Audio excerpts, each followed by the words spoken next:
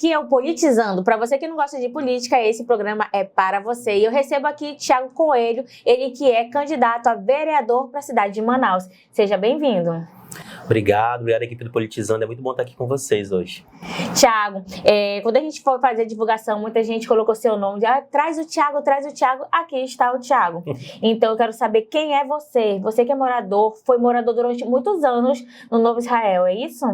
Isso, eu sou... Tem uma galera que eu conheço no Novo Israel, já mando um abraço para todo mundo, inclusive para minha tia que mora no Novo Israel, né? Socorro, e a minha prima Rafaela e meu tio Aldenei. Sou o menino do Novo Israel, né? Sou minha vida inteira foi no Novo Israel. Sou paciente renal crônico dialítico, faço hemodiálise. A gente luta pela saúde da cidade, jovem, formado em Direito e um entusiasta da cidade de Manaus. Quantos anos você tem mesmo? Eu tenho 33. 33 anos. E aí eu vi aqui, né, no material que eu recebi, que você soube que você estava com problemas renais. Conta essa historinha pra gente aí, pra eu me entender. Então, bem jovem, aos 22, eu fiquei muito mal, passando mal várias vezes, fui para o socorro e descobri que estava com insuficiência renal crônica, que é quando o rim para de funcionar completamente, né? Que o rim é o filtro do corpo. Então, o meu filtro natural, o rim, tinha parado de funcionar, e naquele momento eu descobri que ia fazer hemodiálise ou para sempre ou ter outra modalidade, né? Que é o transplante. E aí foi tipo com 22 anos, tem mais de 11 anos atrás. E aí, você está fazendo ainda acompanhamento, né? Tem ainda a situação do transplante? Sim. Está em busca ainda? Está na lista de espera? Eu fiz hemodiálise por 5 anos, aí fiz um transplante, eu recebi a doação da minha irmã, perdi por uma infecção e voltei a fazer hemodiálise. Agora estou de novo na fila de hemodiálise, na fila de transplante, lutando por esse transplante, só que a minha é fora do Amazonas, e aguardando essa fila de cadáver. Aí apareceu o transplante e transplanta. Vai dar tudo certo. Amém. Agora, falando sobre começar o Sincerão, né? Sim. No Sincerão, por que você veio para a política, Thiago? Porque eu acho que os silenciados têm que ter uma voz. Eu já converso muito nas ruas, nas clínicas de hemodiálise, já vimos muita gente morrer sem acesso à saúde, muitas pacientes renal com fome, muitos jovens sem oportunidade e totalmente descartada a margem da sociedade. E eu sou uma dessas pessoas, né? Eu sou uma pessoa comum, sou um de nós, né? E acabamos que nós quisemos montar um grupo, uma voz para poder sair desse silêncio, desse marasmo na política. Eu acredito que a política é a saída e a solução para os problemas que a gente vive atualmente. Quando a gente pensa sobre esses problemas, você está levantando essa bandeira, né, que é a questão da saúde. A gente sabe que Manaus tem muitos problemas. Sim. Quando você pensa sobre saúde, pensa em Manaus, qual o principal problema que te incomoda hoje e que você acha que isso poderia ter sido e poderia ser resolvido? Olha, por incrível que pareça, o maior problema da cidade de Manaus hoje é a saúde básica. São as unidades básicas de saúde, que é onde descobre se você tem diabetes, hipertensão, doenças de base que dá para tratar e você não vai ter nada na frente. Mas como está insuficiente, falta medicamento, fecharam-se muitas casinhas de saúde, então acabou que não estão descobrindo essas doenças, estão agravando, por exemplo, no nosso caso, gerando insuficiência renal. 90% dos casos de insuficiência renal crônica é derivado de diabetes e hipertensão.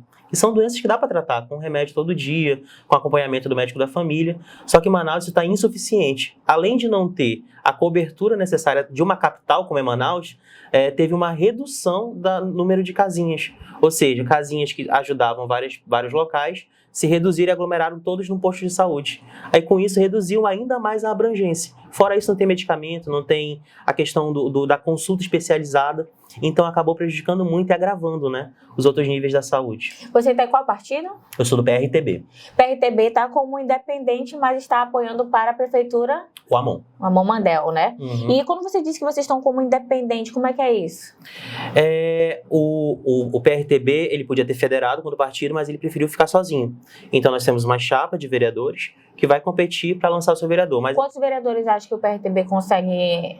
Olha, o PRTB elege 1 a 2 vereadores, tranquilamente. Porque a chapa está muito competitiva, são todas pessoas sem mandato, sem Onde vínculo. é o maior colégio eleitoral que você está investindo nesse momento de campanha? Novo Israel e Redenção, porque Novo Israel é minha casa e Redenção é onde minha mãe mora, que é onde justamente ela atua na área da saúde, então acaba que nosso coração está muito envolvido nesses dois bairros. Quando você olha hoje para o Novo Israel, qual é o principal problema? Você viveu muito tempo lá, né? Minha vida que inteira. você disse que tem que mudar rapidamente. Olha, e eu vou até mandar um recado para os gestores. Acreditem nos bairros periféricos. O Novo Israel, ele precisa que acreditem nele. precisa de ter espaços de acesso, de entretenimento. O jovem de lá precisa ter espaço para aumento de conhecimento, para curso técnico e tudo mais, porque está totalmente abandonado. Se a gente começar a acreditar na nossa periferia, a gente vai ter uma cidade muito grande em breve, viu? E o que faz um vereador? O vereador, ele faz, eu acredito hoje em dia que é a sua história.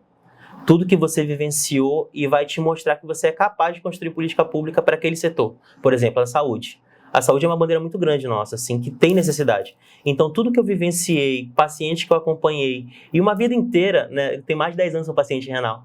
Então, uma vida inteira a gente vivenciando isso, vendo as necessidades, e isso qualifica para a gente representar essas pessoas e melhorar essas necessidades dos pacientes. Agora vamos falar sobre CMM, né? Vamos. Na CMM, lembrando que aqui, quando a gente está fazendo esse programa, a gente não vai emitir uma opinião que vá manchar a honra, a imagem de ninguém. Mas você é um cidadão também. Sim. E aí a gente tem que falar, trazer realmente aqui como que você percebe, né? E a sua opinião sobre a CMM, a Câmara Municipal e os 41 vereadores que estão lá. Quando eu olho para a CMM, 41 vereadores, que você acha que não deveria retornar? Olha, eu acho que a base do prefeito não deveria voltar. Porque uma coisa é você ser apoiador de uma gestão para melhoramento da cidade. Outra coisa é você ser conivente dos erros a ponto de errar junto com ele. Então, acho que a base do prefeito devia mudar. Porque, sinceramente, eles não estão legislando em favor da cidade, nem em favor do cidadão. E, por incrível que pareça, às vezes nem em favor do prefeito. Porque eles acabam sendo oposição ao prefeito de tão absurdo que são as decisões que ele toma. Quais são esses absurdos? Por exemplo, fiscalização. Em vez de aumentar a fiscalização da prefeitura e aumentar a transparência, eles vão e votam contra essa transparência. Ou seja, prejudica a prefeitura. Por exemplo, essa situação do empréstimo também que teve. Questão de fiscalização dos valores de compra de tinta. Foram todos jogados para debaixo do tapete. Isso não prejudica só o parlamento e a cidade, prejudica a própria prefeitura. Porque mais transparência faz o cidadão criar mais confiabilidade na gestão. E isso a gente não tem na cidade. Quando a gente fala sobre esses vereadores de situação, qual é o vereador ou os vereadores que você realmente disse, não, esse aí eu avalio realmente como ruim? Ele que me perdoe, não tenho nada contra ele pessoalmente, já tive a oportunidade de conhecê-lo pessoalmente, inclusive, mas hoje eu acho que dois principais que estão assim, meio na contramão da sociedade, é o Alfaia, o Eduardo Alfaia, que é o líder do prefeito, né? E o vereador Gilmar Nascimento, que parece um carimbador das vontades do prefeito.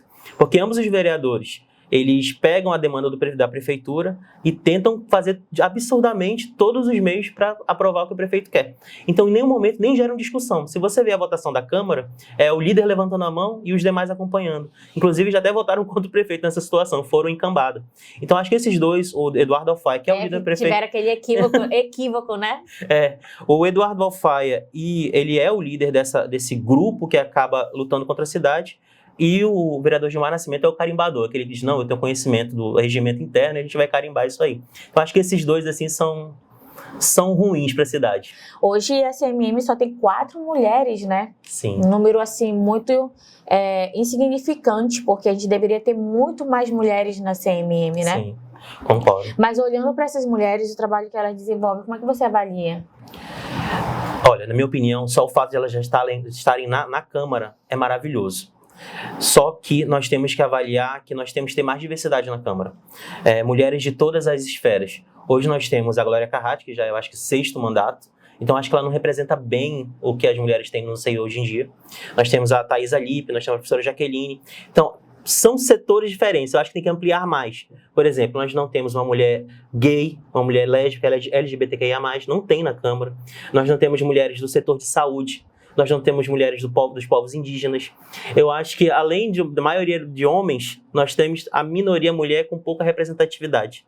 Eu acho que podia ser mais diverso. Acho que não tem que tirar elas, acho que tem que ampliar as vagas dela. Por mim, seria 50% tranquilamente. Eu, se você me permite, eu sou gay, eu sou casado. Então, assim, a gente vai entrar com essas demandas também. Porque a sociedade, ela não é preto e branco. Ela não é só azul e amarelo. Ela é verde, ela é cinza, ela tem vários segmentos. Essa diversidade precisa estar representada na Câmara. Há todos os movimentos religiosos também, não só um, não só dois. Então, acho que essa diversidade está faltando na nossa Câmara Municipal. Não só feminina, mas em todos os segmentos. Quando você olha para a Câmara Municipal, qual foi assim, o maior absurdo? Você falou sobre absurdos, né? O maior absurdo que você presenciou acompanhando, né? Quero ver se você fez o seu dever de casa e realmente acompanhou a Câmara Municipal. Olha, são vários absurdos. Assim, a consecutiva aprovação de empréstimos. A gente em casa, você deve administrar sua casa também, a gente trabalha com o que tem. Fora isso, você vai gerar prejuízos para sua família.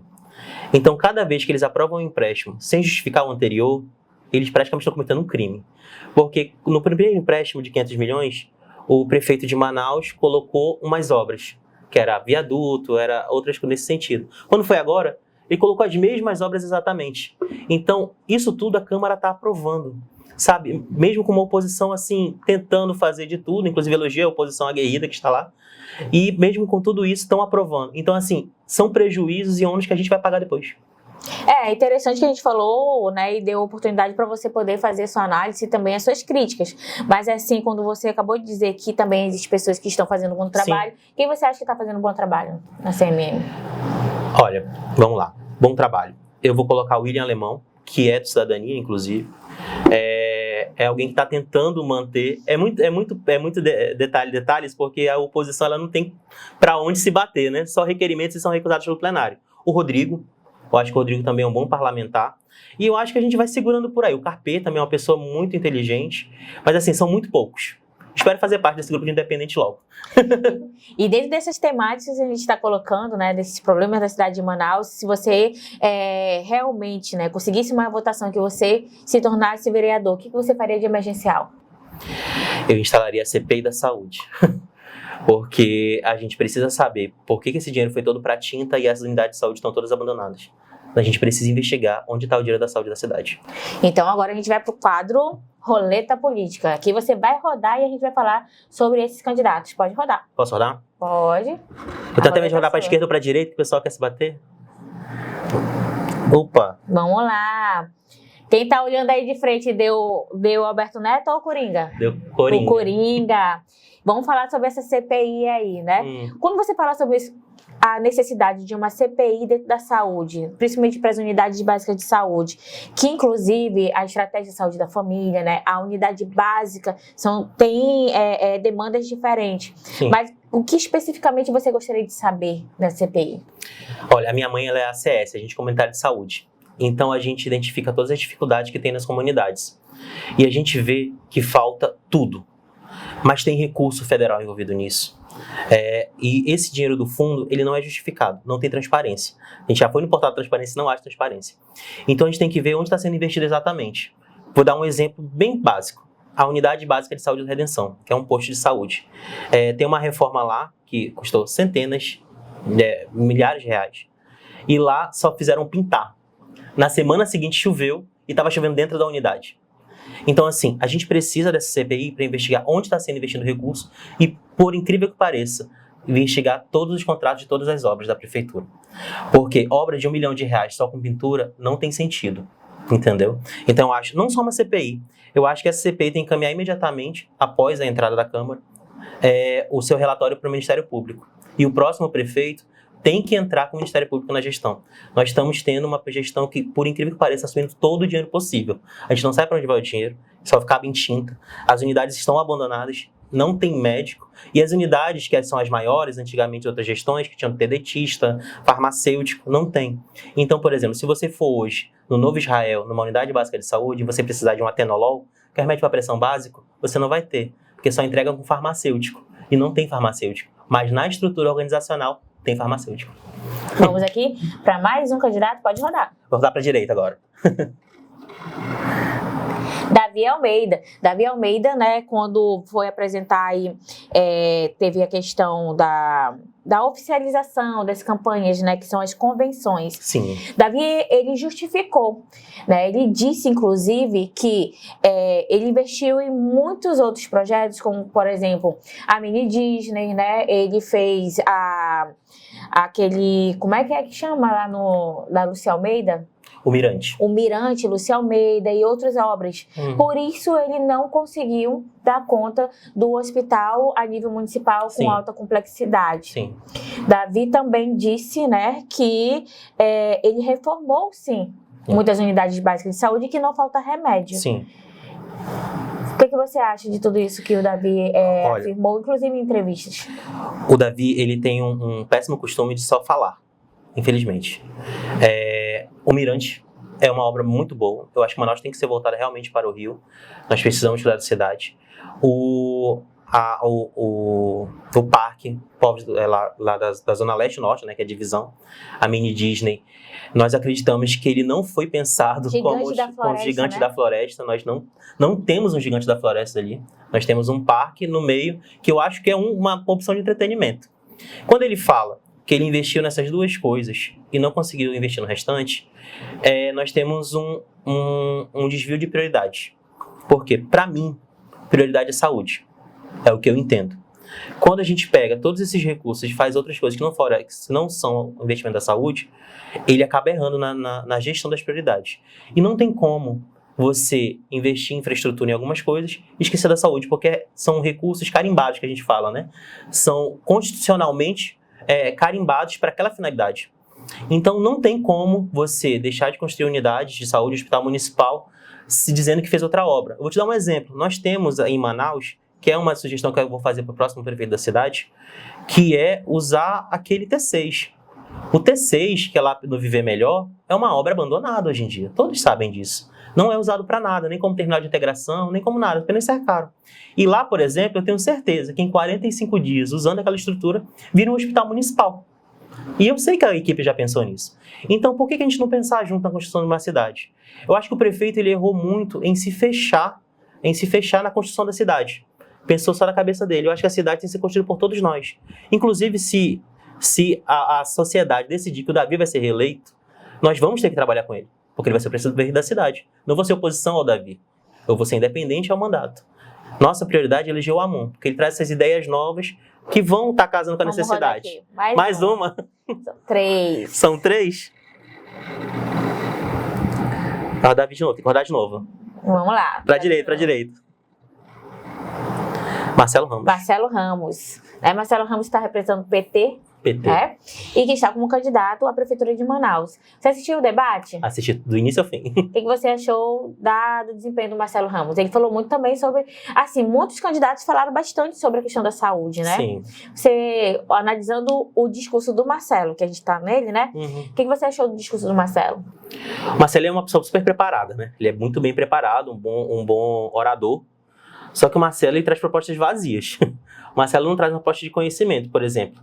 Quando ele apresentou a questão das escolas, a questão da saúde, é sempre muito vazio. A gente precisa de propostas que trazam coisas concretas para a sociedade. Ele foi num bairro, visitou e falou que lá precisa. Não, a gente precisa da cidade, pensar a cidade como um todo. Por exemplo, na Zona Norte, é uma das que tem o maior déficit de atenção básica na saúde. Isso não tem como negar. A Zona Leste, nós temos o pior déficit também na educação. Então, assim, o Marcelo, ele fala muito bem, mas eu acho que ele tem que sentar e pensar no plano de governo. Ele foi já candidato, ele já chegou bem perto, e ele já cometeu esses mesmos erros. Eu conheço o Marcelo, sou amigo pessoal do Marcelo, mas infelizmente, nesse momento, ele não é o que a cidade precisa. Eu acho que ele não trouxe as propostas que a gente precisa para mudar a cidade. Agora a gente vai falar do seu pódio, né? O partido, ele quer fazer, você disse 2, né? Máximo 2. Máximo 2. Quem você quer que chegue no final com você? Olha, o primeiro colocado eu quero que seja eu. E o segundo colocado, eu acredito muito nas mulheres. Então, eu vou colocar a Sueli das Lotações. A Sueli das Lotações, ela está no PRTB, é um quadro, pelo próprio nome que ela está usando, representa esse público das lotações da Zona Leste, traz essas demandas e é uma mulher muito guerreira. Eu acho que a Sueli devia ser segundo lugar. E quem mais? Vou colocar o Michael Lira. Ele é um cara muito inteligente, tem formação também, e ele está preparado tecnicamente. Por quê? O técnico, ele traz a formação, mas ele também traz a necessidade, né? Então, acho que ele é esse nome. Claro, segundo e terceiro. E aí, para prefeito? Para prefeito Amon. Vamos falar agora do Amon, né? Vamos. Amon, ele é jovem, né? Mas já tem uma experiência, Sim. já foi vereador. Sim. Aí agora está como deputado federal. Teve aí uma votação histórica, né? Bastante expressiva. E Amon, realmente, onde Amon vai, né? Se torna notícia. No debate político, na minha opinião, ficou ali entre o Amon e o Roberto Cidade, porque eles foram grandes protagonistas ali. Sim. Né? Onde o Amon realmente ficou naquele embate com o Roberto Cidade. E Amon trouxe muitos discursos. O que você analisou, como você avalia o Amon Mandel né, como candidato à Prefeitura de Manaus? O Amon é um rapaz super inteligente. A gente fala internamente que o Amon é um fenômeno. O Amon, eu tive com ele nas eleições, e na de federal ele mandou mensagem antes de sair o resultado. Ele falou, mano, será que a gente vai? Eu falei, eu posso estar muito errado, mas acho que você vai bater o recorde. Que antes era do filho do ex-prefeito de Manaus, do Arthur Bisneto. 250 mil votos, ou 245, alguma coisa assim. Eu falei, você vai bater. Ele falou, não acredito. E o Amon bateu, teve mais de 285 mil votos. O Amon, além de ser inteligente, ele é muito sensível às necessidades sociais. Então, todos criticam muito por ele ser de família de classe média, mas o Amon veio da periferia de Recife, porque a mãe dele foi para lá tentar a vida, voltou para cá como concursada. E o Amon sempre foi muito acessível. Sempre quis ir nas comunidades. Eu sei porque eu o acompanho em algumas visitas. Ele tá indo para as comunidades, Amon? Tá, indo nas comunidades. O negócio é que o Amon não gosta desse frufru todo, por exemplo. Ele sempre fala, gente, vamos evitar essas gritarias, vamos conversar. Ele vai muito para conversar. Então, assim, acaba que ele não tem todo esse suporte midiático que os outros candidatos têm. Então, assim, ele hoje é o mais preparado porque ele trouxe para o seu meio uma equipe técnica muito competente. Ele tem os melhores professores da UFAM com ele, professores da UEA com ele, construíram no plano de governo. Ele tem os melhores médicos que estão acompanhando ele. Ele também tem professores que entendem a rede municipal como ninguém. Então, assim, ele fez um corpo técnico muito positivo. Você morando no Novo Israel, agora você não está mais morando no Novo Israel, Não. né? Morou muitos anos no Novo Israel. O que mais te incomodava no Novo Israel, morando lá? A juventude marginalizada. Os jovens que, por exemplo, todos os meus colegas de escola, da época de escola da Dr. Gildo Pascoal Viana, que eu fui presidente do Grêmio com 12 anos nessa escola, todos os meus colegas, cerca de 2 a 5% só terminaram no nível superior. Uma parte foi morta pela criminalidade, a outra não conseguiu seguir no mercado de trabalho. Então, a juventude está muito desacreditada. Então, eu acho que lá o que mais me incomodava era isso, que os jovens estavam jogados à margem, desacreditados e abandonados pelo poder público. Então, eu acho que nós temos que voltar a confiar no jovem. Então, é isso que me incomodava. E no Novo Israel, particularmente, eu quero muito acreditar na juventude de novo, porque a gente não é o futuro, a gente é protagonista do presente. Mas aí se você ganhasse como um vereador, né? O que você faria de diferente? Logo na CMM, vou chegar na CMM, esse é um problema, né? E aí tem uma solução para esse problema. Sim. Inicialmente, qualificação de jovens. Nós temos o CETAM, a nível estadual, que é um centro de educação tecnológica. Todavia, essas vagas, todo mundo reclama que das 7 horas da manhã não tem mais vaga para entrar. Então, nós inicialmente vamos propor o projeto de lei da criação do Bolsa para cursos tecnológicos e de entrar nas comunidades com esses cursos, usando a estrutura escolar. E também nós temos a proposta para encaminhar para a Prefeitura imediatamente da criação de um projeto que a gente vê em Curitiba, que é o Farol do Saber, que é uma estrutura do lado da escola ampliada, com internet, com cursos, uma estrutura grande mesmo, como se fosse uma escola extra, uma escola ampliada, para formar esses jovens e para garantir um espaço de conhecimento para esses jovens, para que eles possam sair da rua. O meu grande sonho aqui para Manaus, quando eu penso em Manaus, é justamente ter uma escola, né, para tanto nível infantil, fundamental e médio, integral. Sim. Né? Mas esse integral seria que nos outros horários tenha justamente a questão do lazer, né, dessas atividades extracurriculares, que vai justamente trabalhar a questão das habilidades, Sim. Né? Que as crianças têm, os jovens têm, que as pessoas falam muito sobre os dons, né? Sim. São aquelas habilidades natas, realmente, da pessoa. E aí, a gente já vai quase finalizando aqui no nosso Politizando. Eu vou deixar esse espaço para você falar com quem está assistindo a gente, né? Dizer aí, deixar a sua mensagem. A gente já está agora realmente em campanha. Sim. Então, esse espaço agora é para você.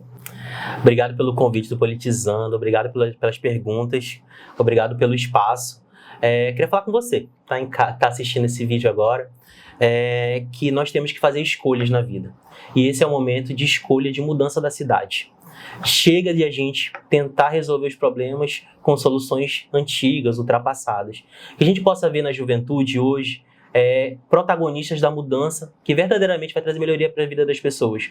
Que a gente possa salvar vidas nas decisões. Porque o meio e a esfera política é onde decide que se salvam vidas, que se os nossos filhos vão ter educação de qualidade, se os jovens vão ter oportunidade de emprego, se perto da sua casa vai ter iluminação, vai ter um espaço de lazer. Então, que a gente possa entender essa eleição tanto para a prefeitura e a vice-prefeitura, como para a Câmara Municipal, como uma oportunidade de melhorar nossas vidas, da nossa sociedade, e que a gente comece a entender que a gente faz parte de um meio político. Tudo é política, e a política é a solução dos problemas da nossa cidade. E se eu quiser, saber quem é o Thiago melhor na rede social, qual é a sua rede social e qual é o seu número, né? O meu Instagram é Thiago Coelho AM de Amazonas, que eu sou muito raiz. Eu adoro minha cidade, adoro meu estado, então é Thiago Coelho AM em todas as redes sociais, Twitter, Facebook, Instagram.